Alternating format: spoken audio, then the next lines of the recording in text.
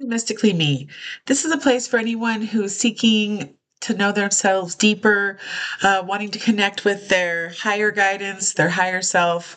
Anyone curious about spiritual practices, this is a place for you. So, welcome, and I'm glad you're here. Before we get into what the cards want to tell us right now, uh, I want to talk about the Gemini new moon. So, depending where you live in the world, the new moon's occurring the 14th and 15th. This video is going to be posted on the 15th, and I'm recording it the night of the 14th. Anyway, we are extremely affected by the astrology that's happening through Earth all the time. We don't always recognize it, but it's important, I feel, that you have a little knowledge of what's going on, because then it can help you. The more you know, the more, well, somewhat prepared you can be. You can never really prepare for what's coming in life, but you can, be in a better place to handle your emotions, like have a better emotional balance, which is always something, I need to work on. I get a little too excited and then sometimes a little too upset. This new moon, for a lot of you, you're feeling pulled in a new direction. That's part of the new moon. What else did I think was important about this new moon to share? One thing about Gemini is a sign about a communication. So lots of communication, your social life might be picking up. You might have a lot of offers to be doing a lot of great things, but you're going to kind of have to pick what's really important, because there's a lot of information coming right now. And it'll take some, sifting through it all to really feel what works best for you, what resonates with you. Anything else? Oh, another thing happening astrologically, that's on the 15th, is Venus is in opposition to Pluto. So what this can bring up is a lot of emotions and being very reactive to others. So just kind of tomorrow, well, depending, I guess today, sorry, the 15th, just around this time, because, these energies are big and they just don't happen necessarily on a specific date. You can those of you sensitive to energy can have things occur sooner before it actually happens up in the sky, and then the lingering effects. So next day or two, just kind of make sure when you're reacting to something that it's the reaction that you want to be putting out there, and not just kind of getting carried away with your emotions because of all the influx of energies and things happening right now. Also, be aware of your self-criticism. This is something we were talking about before. Just be aware that you might be extra critical on yourself, and try to stop that in its tracks. It is not easy. Again, I've been using, when I get that way, either out loud or in my mind, cancel, clear, clear. Just kind of energetically clearing whatever negative thing I said about myself. And sometimes it's small. I'll be like, oh, that was so stupid. But it doesn't change that effect of stupid. So keep an eye on that. All right, let's jump into what the cards want to tell us. Again, I hope this space is somewhere where anyone who's like, oh, that sounds cool, but I don't know anything about it, please put questions in the chat, comments, whatever. Just put questions. I will answer them, or help, find a resource for you to answer those questions. Like, this is a big part of this, is not only a place for cosmic downloads to come down through me, from my guides, from your guides, to help you better connect to your intuition, but also to explore things that maybe you're too nervous to explore on your own. And, the thought of going into one of the tarot card stores or one of those places, you're like, oh, I couldn't do that. So just talk to me. I will help. Hopefully I will find a way. Oh, all right. So as I'm shuffling the inner child deck, where I always like to start, the card that jumped out is the Eight of Swords, which has come up before in the readings. This is the card that is, inside a cave, but there's very beautiful stalagmites and stalactites in the cave, and there is a big spider. And when I was reading about this the last time, because I looked in the guidebook, I never had noticed the snake in the picture, because snakes kind of freak me out. So, anytime you see a dark cave, kind of like, oh, okay, darkness, but the darkness isn't always bad. It really isn't bad. It's just kind of whatever connotations or beliefs we've attached to the darkness and its meaning from movies, society, just anything. All right. Oh, next card to come up is Seven of Swords, which we have also seen. It is the kid, the little boy, I mean, I guess young man, sitting at the table looking out the window wistfully as he's kind of like studying. So we'll just round this out with the three. Okay, different one. So we got Cinderella. Okay. I feel like every time that the messages, the downloads start to come in and then the cards help us out, it's like a continuing theme that builds upon itself, much like life, how that works out. So give me just a second here to kind of connect in and see what wants to come through.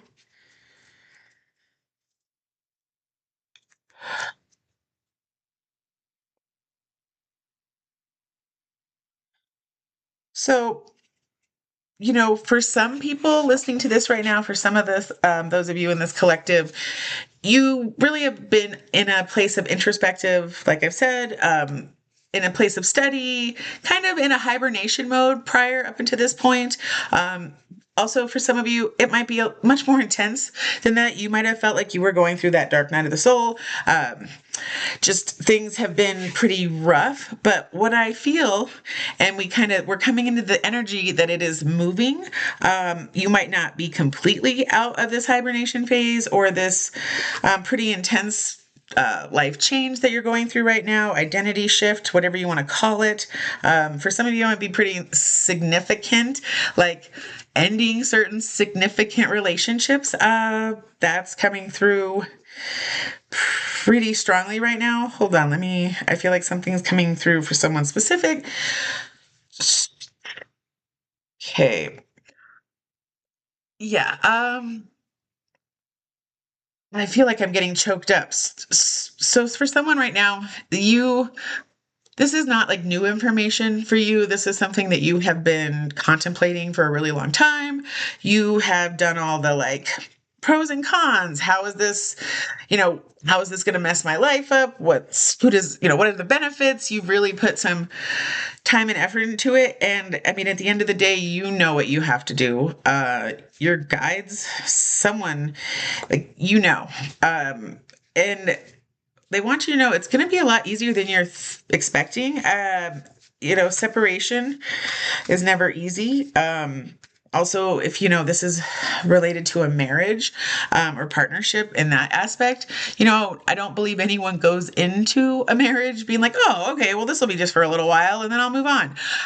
So, it can be a pretty rough. It's just, I don't know. I feel I'm struggling over my words here. Kind of, this is how I feel the person that this message is for. This is how every time you try to approach this, like you have tried. This is not the first time you have tried to express to the other person, like if it's just not working for you. And it's not like, oh, this is terrible, I never want to talk to you again kind of thing, but more of a like, we have grown and we have grown in different ways. And, yeah, I don't know, for the person I feel like I'm speaking to, this might have been something you got into younger. And this is the thing. I think back to who I was at 20. I think back to who I was at 15. I mean, even back to who I was at 30.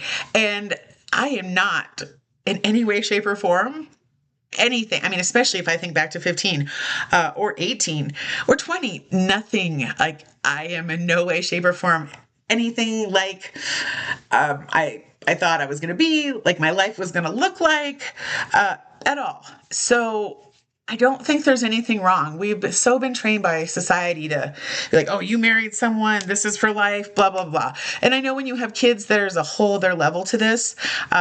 And when I was, 20, I thought, no, everybody has one twin soul and I will wait for that person. And anyone who doesn't wait is bad and wrong. And I had all these like very, judgy ideas.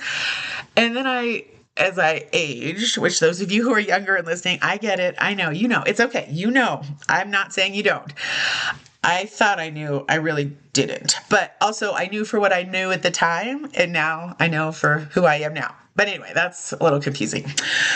So, people might come together to have kids, or they might come together for a very specific reason. that they do. I mean, obviously people do, but maybe it's not meant for forever. And, I know this from experience, as you are evolving and changing and, becoming the more authentic version of yourself, it is increasingly more difficult to tolerate relationships and situations that don't align, that don't have the right frequency for the frequency that you have become. So I just want you to know that you are capable. You can do this. Reach out to friends. There are people in your life. And I know this, you might have to dig a little deep or look in directions that are different, because I feel like whoever I'm speaking to is pretty, there are couples who've been together a long time and you have all the same friends and you do all the same things and you go all the same places. And I mean, inherently some of that sometimes is like, oh, okay, well, who are you, or who became who? But that's like a different conversation for a different time. Whew, okay, I lost my train of thought. I'm sorry. Okay. The point is yes, you might not be able to reach out to friends and connections you normally would, but there are people in your life who you could talk to about this, who want to be there for you, and who are the ones, you know who I'm talking about. If the person who's whoever this message is for, who it is. So do what you have to do. And you've got this, and your angels, your guides, your higher self, your ancestors, whatever you are comfortable believing, grandparents, grandfather, who knows, they're supporting you through this. One big thing in life that we have to realize is, yes, changes are tough, and sometimes they are like a change you never thought you'd make, like ending a marriage or a complete career change. But what am I trying to say? The consequence of staying where you are is so much greater than the momentary uncomfort that happens in making these changes. Because in the long run, living a life that you aren't passionate about and that you don't feel like joy and passion, at the level it can be, what's the point? I realized with these changes that I've made, I didn't want to get to a place in my life where I hadn't lived it.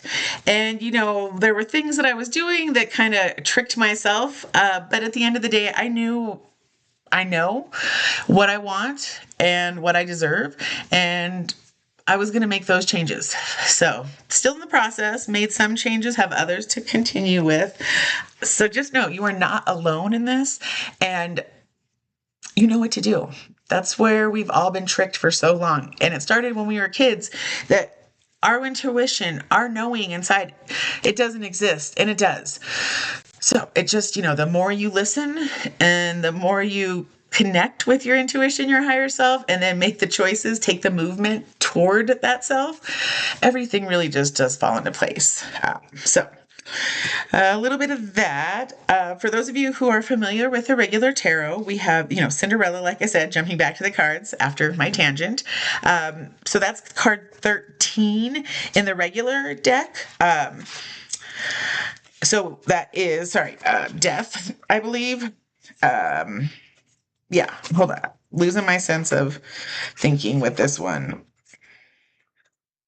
So, oh no, wait. Cinderella is the moon, maybe? I don't know. Hold on, give me a second. Yeah, I think the moon. Okay, yeah. Sorry, I got confused with Oh, sorry. Anyway, yes. For those of you familiar, apparently I'm not today, but yeah, the 18 is the card, not 13. Let me get my Roman numerals right. I apologize. Again, everyone makes mistakes. So, we all know the fairy tale of Cinderella. She's got the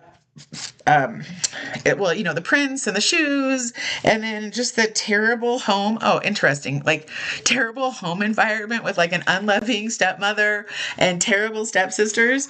That's really interesting. So, growing up with like in a terrible situation where you don't even feel like it's your family, stepmother, not your real mother or birth mother. Sorry for the wording. But even those of you who lived with birth parents, doesn't mean things went well or that things were great. Everyone's in their own struggle, and this is in no way to blame caretakers. It's just that at the end of the day, like I've said, and I will keep saying, so much of what we're experiencing in our adult life, young adult life, whoever, where you're at, has ties into what we did not get in childhood.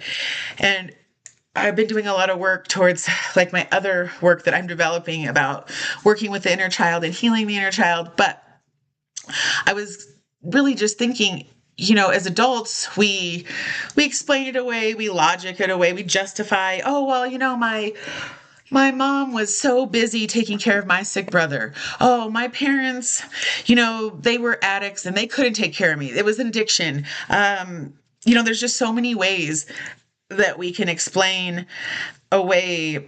But a child, that doesn't matter. Like a kid just wants what they want and deserves what they needed. And there's no justifying that to a 3-year-old, a 5-year-old. I mean, sometimes a 45-year-old. But the point is like realizing that, acknowledging it, looking for the connections from then to now, and kind of releasing that hold is pretty powerful. I just think, here we have Cinderella, poor thing. Like I was adopted. I've never known my biological family. So always this like sense of not belonging, abandoned, not good enough to be kept. I mean, just so many things that can come up with that. And, Cinderella, I feel, she had her dad, she loved him so much. And then this new person came in and everything changed, the dynamics. Many of you have had step parents and, run the gamut on what that experience was like. So when Cinderella comes up in the cards, it's time to explore your deep feelings about the past, home, mother, and life's mysteries. So I feel the connection, many of you who are going to find this video be drawn to this space are wanting to know more about life's mysteries. Like, sure, you might be really logical, but you've had something happen where you're like, oh, okay, maybe there's more. And that's what I'm hoping this space will be, is like helping you realize, yes, there's more. And life is so much more fun when you are looking at it through a lens of like, oh, wow, there's so much more. And I am so powerful. And yeah, lots of fun, cool stuff that we'll get into. So, the thing is when you start to look at these, when you actually dig deep into what happened in the past and then are able to kind of reflect on what's going on in your current life, you can realize, situations you were in and relationships you were in were perfect in the moment that you got into them. And they, were fulfilling this need in childhood you didn't get. They might have felt safe. They, who knows what the reasons are. But as you start to recognize that, that's when it comes to the point where you're going to have to make some big choices. So looking at these cards, we have the darkness. So that's like looking at the past, looking at the hard things. And then the introspective time where it's like, okay, now that I know this, what do I do? Am I going to blow up my whole life? Or am I going to just kind of keep going this day-to-day existence that's gotten me this far? Great. But, I want more. My soul wants more. And then finally here, with the Cinderella card, once you do take that undertaking and you have to recognize, and this is a big thing about the inner child healing, is recognizing the importance of mourning. Like there are things that, yes, we cannot turn back time. I am never going to have a childhood with siblings running around and like building those sibling relationships. I'm never going to have a mother-daughter relationship where I have a mother that like talks to me and loves me and tells me I'm beautiful. And, these are things I'm never going to have. And I was always like, oh, that's fine. That's fine. I mean, for so many years, I just tried to explain it away or pretend it didn't bother me. It took some realization and some mourning that it's okay to mourn that. Every baby born deserves loving caretakers to have their basic needs met. On top of that, not just basic needs. One thing that's really lacking, especially in Western cultures, like, yes, there might be religion, but often it's used to scare more than it is to like inspire. And, the divine feminine has been taken out of so much religion. It's not even a fully truthful presentation of what is. Oh gosh, I got on a tangent again. I'm sorry. It happens sometimes. Uh-oh. Whew, let's see if I can bring it back. Oh, I might not be able to. Okay, so yeah, caretakers, okay, I kind of lost it. Bottom line is you are going through something, there's a group of you, specific, whoever this is coming through for. You know, you are in it, you are coming out of it, you know what you have to do. If you want to make those choices and like step into this bigger life, this truer identity, you can. You definitely can. And there are those who will support you along your path. All right. Woo. So I'm going to go ahead. I feel like it's time. Ooh, actually, I have a new deck of cards called The Universe Has Your Back, and I think that it'll be good to wrap this reading up with one of those.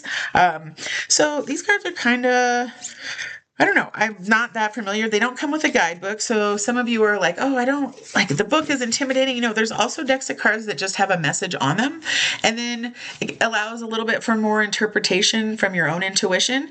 But then again, if you are someone who's like, I don't feel ready for that, then you can get the ones with the guidebooks. And I always just suggest first look at the cards and feel what messages are coming through, and then turn to the guidebook and just kind of reference or see maybe what you missed, or what then from the guidebook, what your intuition tells you then.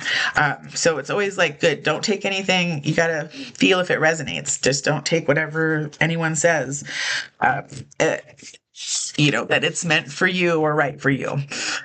Okay, that was only 2 shuffles, so hold on. All right, I gotta get that 3 in just to be balanced. No. Then some people would be like, 3, that's not a balance. That number is... Okay. Oh, I love this. So the message that we are going to wrap this up with is...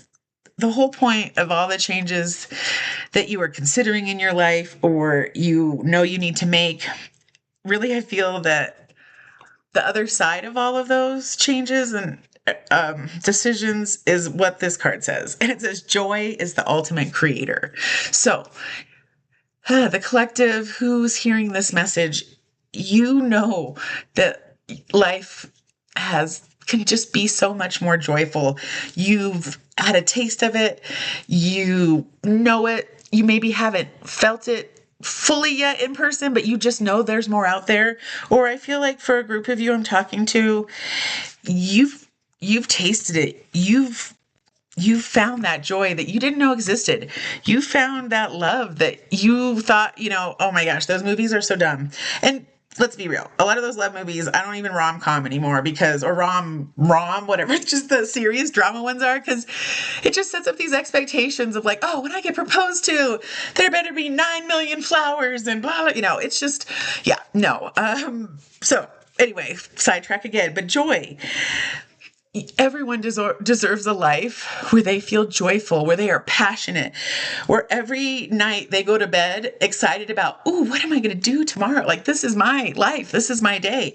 And if the situation you are in right now is not bringing you that, you deserve it. So I hope that this reaches who it needs to hear. And thank you all so much for being here at the early onset of Mystically Me. I hope you have an amazing new moon, and take care.